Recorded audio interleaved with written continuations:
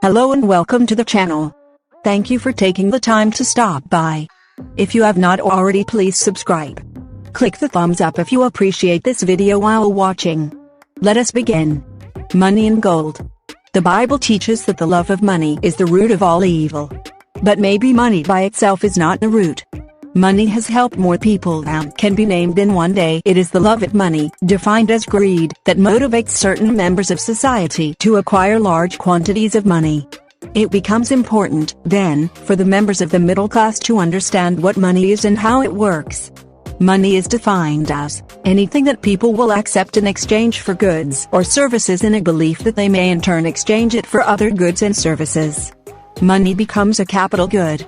It is used to acquire consumption goods, and other capital goods as well. Money also becomes a method of work avoidance. Money can work for its possessor. When money was put to work, it worked 24 hours a day, 7 days a week, 365 days a year, and stopped for no holidays. So the desire to acquire money to reduce the need to work became the motive of many individuals in the society. The first man was self-sufficient. He produced what he wanted and stored what he needed for those times when he was unable to produce. He had no need for money until other humans appeared and joined him in the acquisition of consumption goods. As populations grew, specialization grew, and certain individuals produced capital goods instead of consumption goods.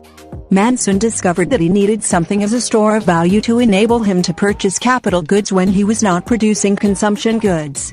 Durable commodities, those that didn't spoil with the passage of time, slowly became that store of value, and in time the most durable, a metal, became the money of society. The ultimate metal, gold, became the final store of value for a variety of reasons. 1. Gold was universally accepted. 2. It was malleable, and had the capacity to be minted into small quantities. 3. It was in short supply and difficult to locate. The quantity of gold couldn't be increased rapidly, thereby reducing its ability to be inflated. 4. Because of its scarcity, it soon acquired a high value per unit. 5. It was easily portable. 6. Gold also had other uses. It could be used in jewelry, in art, and in industry. 7. Lastly, gold was extremely beautiful. But as the producer of gold saw the need to set this money aside for future use, problems arose as to how and where it should be stored. Since gold had a high value in what it could purchase in both capital goods and consumption goods, it became a temptation to those who were willing to take it from the owner by force. This led the owner of gold to take means to safeguard his holdings. Certain individuals, already experienced in the storage of non-durable goods, wheat for instance, soon became the storage facility for gold as well. These warehouses would take the gold and issue that gold owner a warehouse receipt, certifying that the owner had a given quantity of gold in storage at the warehouse. These gold receipts could be transferred from one person to another, usually by writing on the back of the receipt that the owner was transferring his claim on the gold in the warehouse to another person. These receipts soon became money themselves as men accepted the receipts rather than the gold they represented. Since gold is scarce and the quantity is limited, it was impossible to make counterfeit money.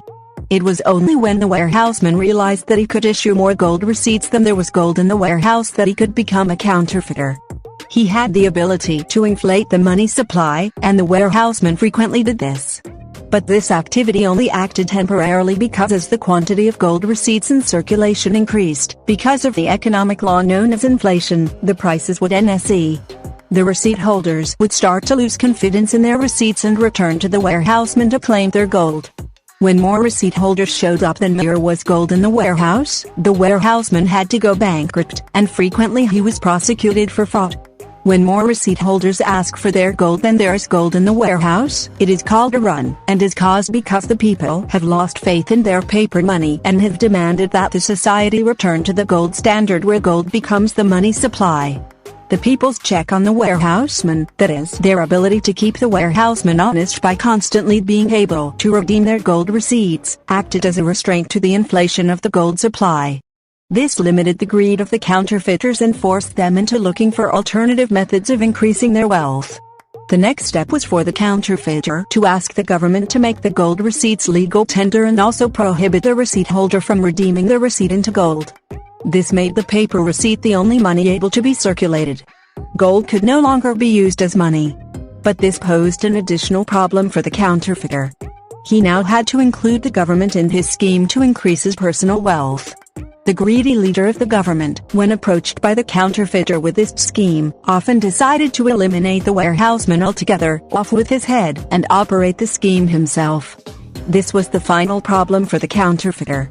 He had to replace the leader with someone he felt he could trust and who would not use government to remove the counterfeiter from the plot. This process was costly and extremely risky, but the enormity of the long-term wealth that could be accumulated by this method was worth all the extra hazards. A classic example of this entire scheme occurred between the years of 1716 and 1721. In France. These events were set in motion with the death of King Louis XIV in 1715. France was bankrupt with a large national debt of over 3 billion livres. A seedy character by the name of John Law, a convicted murderer who had escaped from Scotland to the continent, saw the plight of the French government and arranged with the newly crowned king to save his country. His plan was simple. He wanted control of a central bank with an exclusive monopoly to print money. France at the time was under the control of the private bankers who controlled the money supply. However, France was on the gold standard, and the private bankers were unable to inflate the money supply through the issuance of more gold receipts than there was gold. John Law was granted his wish by the desperate king. He was granted the exclusive monopoly and the king decreed that it was illegal to own gold. John Law then could proceed with the inflation of the money supply and the people couldn't redeem their decreasingly worthless paper money for gold. There was a short-term prosperity, and John Law was hailed as an economic hero. The French debt was being paid off, necessarily with paper money of decreasing value, but that was the cost of the short-term prosperity. And the French people probably didn't understand that it was John Law who was causing the loss in the value of their money. However, the king and John Law got greedy and the number of receipts increased too rapidly. The economy nearly collapsed with the increasing prices, and the desperate people demanded an economic reform. John Law fled for his life, and France stopped the printing of worthless paper money. This printing of paper money, unbacked by gold, is not the only method utilized by the counterfeiters. Another method is more visible than the paper mode and is therefore less popular with the counterfeiters. It is called coin clipping. Gold is monetized by the bank's minting of the gold into coins.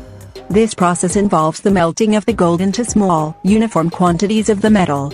As long as the coins made of pure gold and not gold in circulation is minted into coins, the only method of inflating the gold coinage is to either locate additional supplies of gold, that is, as discussed earlier, difficult, especially if the amount of gold available to the miner is decreasing, or by calling in all of the gold coins, melting them down, and then increasing their number by adding a less precious metal into each coin. This enables the counterfeiter to increase the number of coins by adding a less expensive metal to each coin. Each newly minted coin is then put back into circulation with the same markings as the previous coins.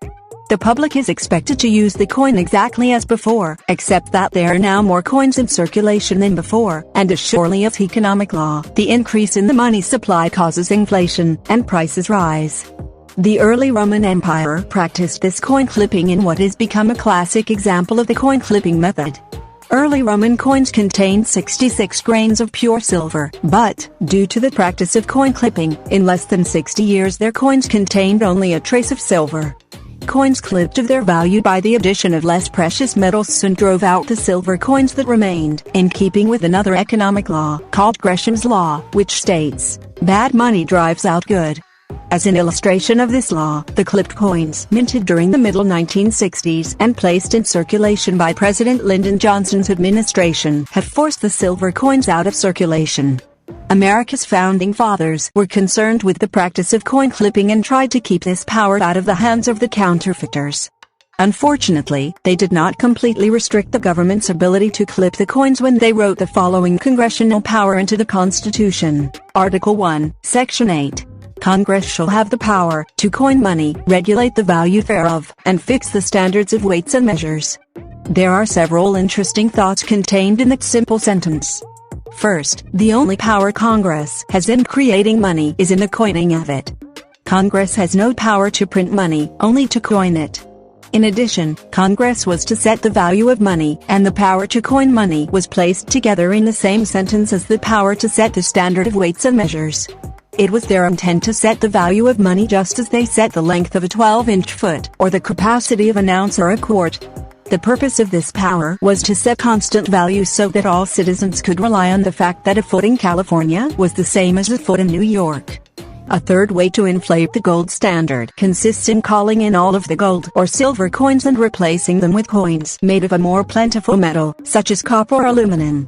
The most recent example of this activity, called coin substitution, occurred during the administration of Lyndon Johnson when the government replaced silver coins with ones made of strange combinations of more plentiful, and therefore less expensive, metals. For the counterfeiter who finds such methods less than perfect, the surest course to the acquisition of great wealth through inflation is for him to get the government off the gold standard altogether. Under this method, the gold standard, the requirement that the government issue only gold coins, or paper directly issued on a one-for-one basis to gold as money, is eliminated, and money is printed without any backing, with the official sanction of the government making it legal. By dictionary definition, such a money is called fiat money. Paper money of government issue which is legal tender by fiat or law, does not represent nor is it based upon gold and contains no promise of redemption. One can see the transformation of America's gold standard into the fiat standard by reading the printing on a $1 bill. The early American money carried the simple promise that the government would redeem each gold certificate with gold simply by the surrender of the certificate at the Treasury.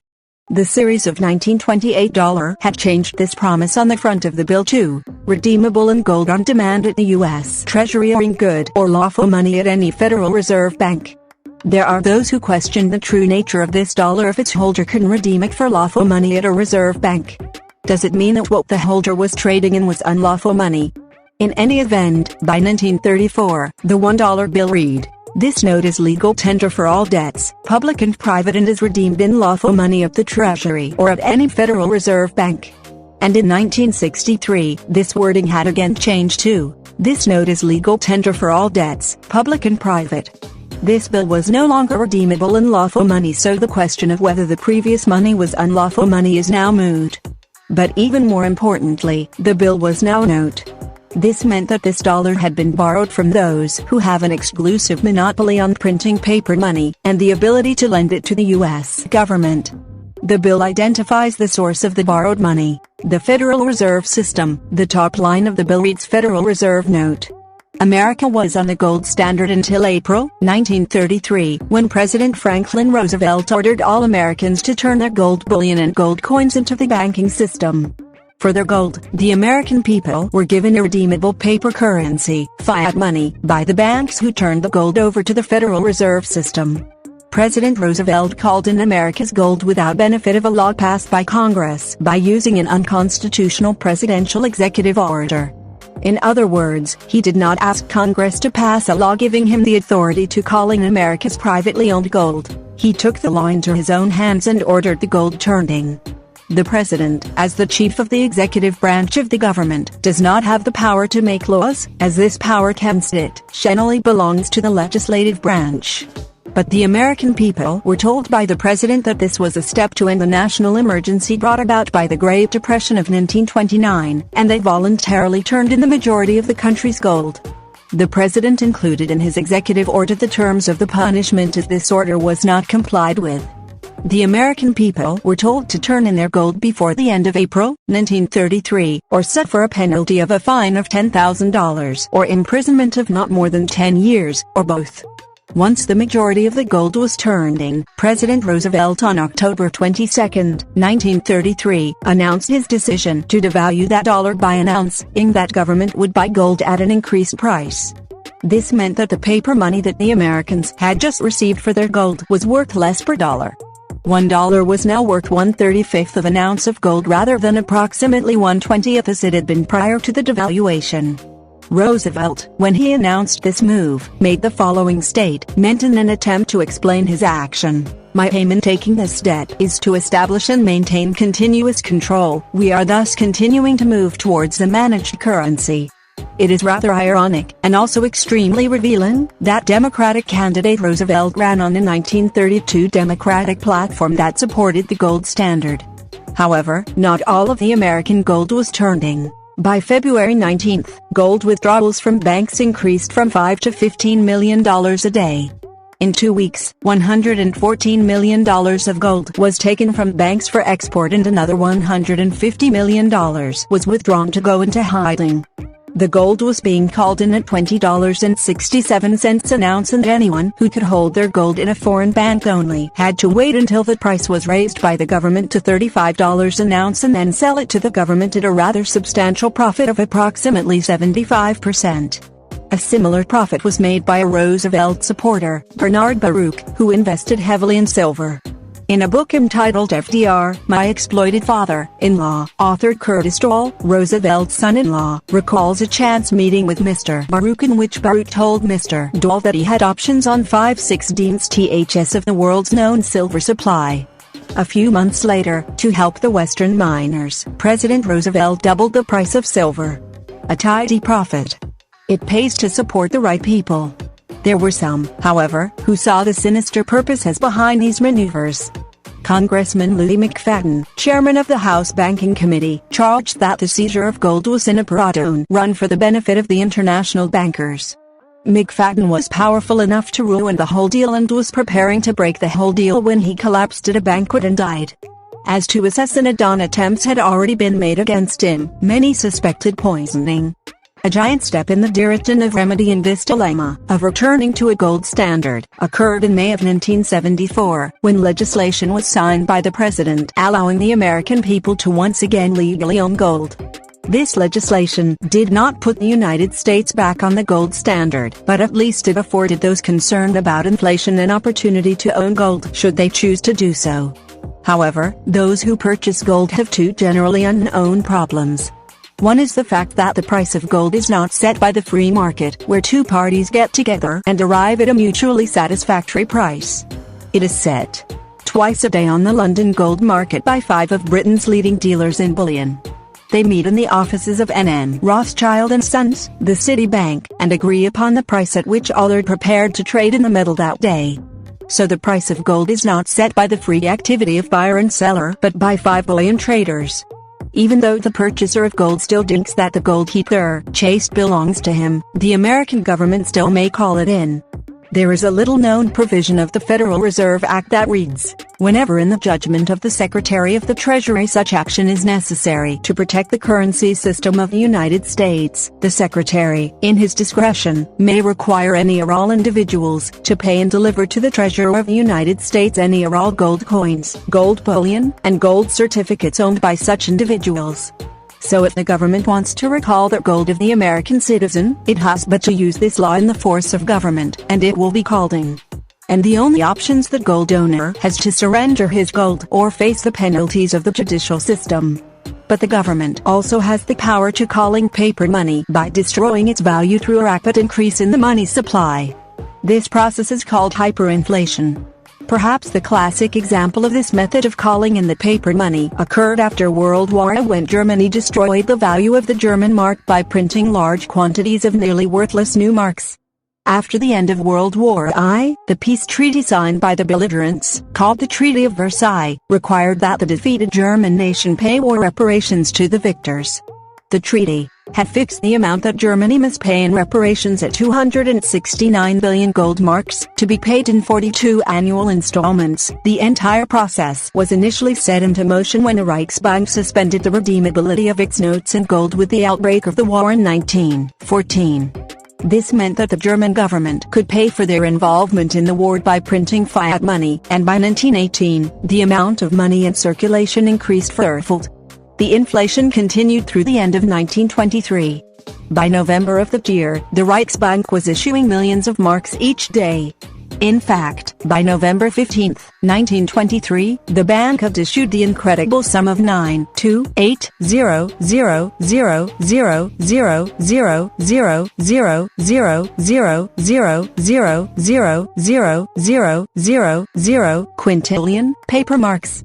This astronomical inflation of the money supply had a predictable effect upon prices. They rose in an equally predictable manner. For instance, prices of 3 representative household commodities rose as follows. In marks, pricing commodity 1918 November, 1923 lb. Potatoes 12, 50 billion 1 egg 25, 80 billion 1 pound of butter 3.006 trillion, billion. The value of the German mark fell from a value of 20 to the English pound to 20 billion to the pound by December 1923, nearly destroying trade between the two countries. It is apparent that Germany decided to print their way out of the war reparations rather than tax their people for the costs of the war for several reasons. Obviously, taxing the people is a very open and visible method of paying for the war debt, and certainly is not very popular. The result of the printing press is not visible in that the people can always be told that the price rises are the result of the shortages of goods caused by the war, rather than the increase in the money supply. Secondly, those candidates for high office in government who promise to end the inflation if and when elected are capable of doing so because the government controls the printing presses. So the middle class, who suffered the greatest during this inflation, looks for solutions and will frequently seek the nearest candidate who promises a solution. One such candidate was Adolf Hitler. It is extremely doubtful whether Hitler could ever have come to power in Germany had not the inflation of the German currency first destroyed the middle class. Hitler certainly was given an issue to attack the German government with. He could blame the current government for the hyperinflation and all German citizens could know what he was saying, because the price rise affected nearly all of the German people. Even more thought-provoking is the possibility that there were those who actually wanted Hitler, or someone like him, to come to power, and who structured the Treaty of Versailles in such a manner as to force Germany to turn on the printing presses to pay for the costs of the reparations. Once these conditions were created and the printing of large quantities of paper money began, it was possible for a Hitler to promise that he'd never allow such a travesty to occur under his administration should he be given the power of government. As John Maynard Keynes pointed out in his book The Economic Consequences of the Peace, there are those who benefit by hyperinflation, and these individuals are the ones most likely to benefit by the rise to power of a Hitler who attacked the government for allowing such a thing to occur no matter what the cause. Those who controlled the money supply could purchase capital goods at a reduced price, measured in pre-inflation marks, because they had unlimited access to unlimited quantities of money. Once they had acquired as many capital goods as they desired, it would be to their advantage to have the economic situation return to normal. They could turn off the printing presses. Those who sold property prior to the hyperinflation were the greatest losers, for they were paid in marks worth far less than when they created the mortgage. A mortgage could not go into the marketplace and buy a similar piece of property for the price of the mortgage just paid up. The only ones able to continue buying property were those who controlled the printing presses. Is it possible that the German hyperinflation was intentionally caused to eliminate the middle class? That certainly was the result of the printing press money, according to Dr. Carroll Quigley, the noted historian, who wrote, "By 1924, the middle classes were largely destroyed." Some economists understand this damaging process and have taken pains to point it out. Professor Ludwig von Mises, for one, lived in Germany during the hyperinflation and wrote, "Inflationism is not a variety of economic policy. It is an instrument of destruction. If not stopped very soon, it destroys the market entirely. Inflationism cannot last. If not radically stopped in time, it destroys the market entirely. It is an instrument of destruction. If not stopped very soon, it destroys the market entirely. It is an expedient of people who do not care a whit for the future of their nation and its civilization.